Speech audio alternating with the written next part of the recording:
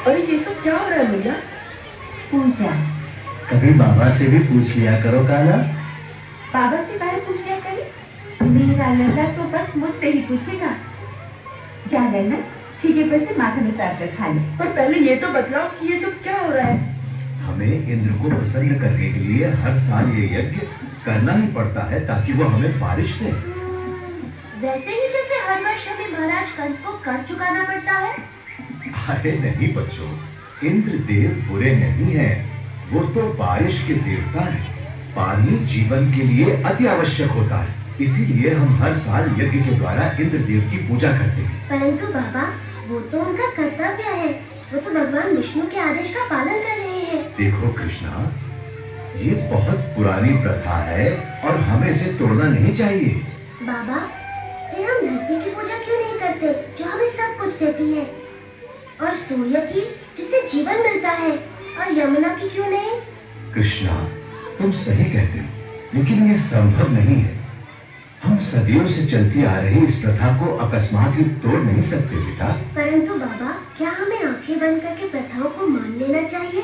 वो तो भगवान विष्णु हैं, जो इंद्र और सभी देवताओं को शक्ति प्रदान करते हैं। कृष्ण बिल्कुल सही कह रहा है। सभी देवता भगवान विष्णु के आदेशानुसार काम करते हैं, और वैसे भी वेदों में इंद्र के लिए अलग से यज्ञ का विधान नहीं है। हम ग्वाले हैं, हमारी संपत्ति हमारी गायें हैं, और वो भोजन के लिए निर्भर करती है इस गोवर्धन पर्वत पर। हम भी सभी चीजों के लिए गोवर्धन पर निर्भर करते हैं, इसलिए हमें गोवर्धन की पूजा करनी चाहिए, न कि इंद्र की। मेरे वृंदावन के प्यारे मित्रों, हम सबको गोवर्धन पर्वत का हृदय से आभारी होना चाहिए। आप स्वयं ही देख लीजिए गोवर्धन पर्वत के इन चमत्कारों को, जो वृंदावन का जीवन है। हमारी गायें इसके जंगलों की घास चरती है और हमें मीठा मीठा दूध देती है। इसके झरने हमारी प्यास बुझाते हैं। इसके मैदानों में हमारी फसलें और फल उगते हैं। इसकी लकड़ी से बने घर हमें सुरक्षा देते हैं। मित्रों, हमारा जीवन इंद्र पर निर्भर नहीं करता, बल्कि गोवर्धन पर्वत पर निर्भर करता है।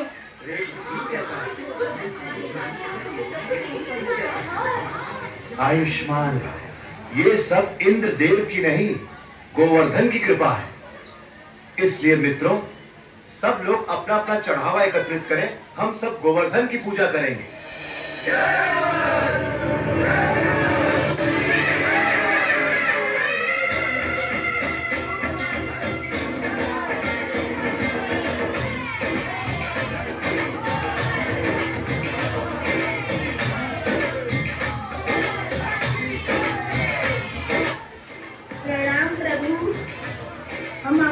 सूचना देने आए हैं कि वृंदावन वासी आपकी पूजा न करके उस गोवर्धन पर्वत की पूजा करने की तैयारी कर रहे हैं।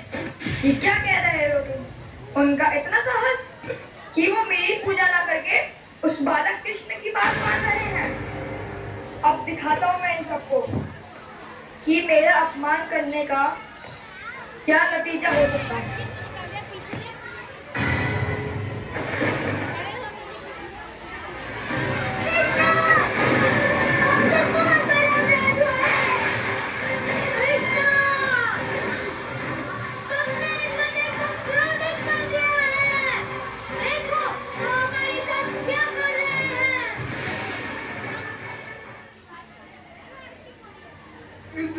सभी का विनाश करने पर तुम्हें कुछ करिए नंद महाराज। मेरे प्यारे कृष्ण, मैं जानता हूँ तुम हमारा हित ही चाहते थे, लेकिन तुमने इंद्रदेव को कुपित कर दिया।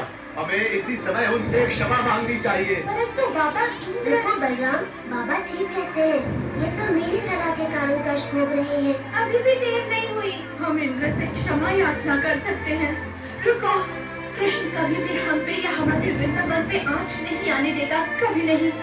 आपने सच कहा माँ, आप सबके लिए मेरा प्रेम इंद्र की इस दुष्टता से बहुत बड़ा है। वृंदावन की रक्षा मैं अवश्य करूँगा। कृष्णा,